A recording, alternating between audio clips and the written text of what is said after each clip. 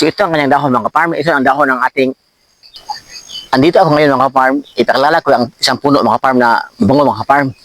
At itong puno na ito mga kaparm ay ito ang ginagamit sa ating mga ninuno noong panahon mga kaparm sa pagpabango ng ilang katawan.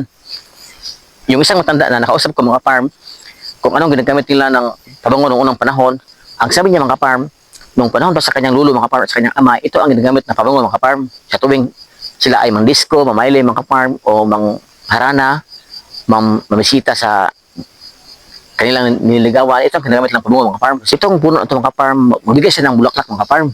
So ang kanyang bulaklak mga kaparm, yun ang mabango mga kaparm. So, para makilala natin ang kanyang dahon mga kaparm, ang kanyang puno, so ipakita ko na sa inyo mga kaparm. Samahan niyo ako sa pagpunta sa puno na yun mga kaparm.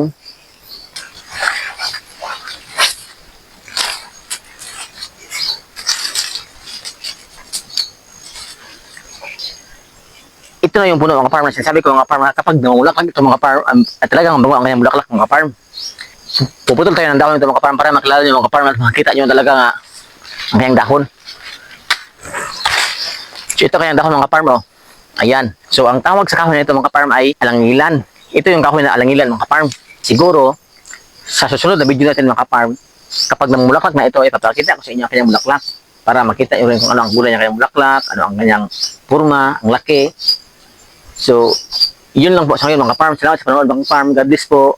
Bye-bye.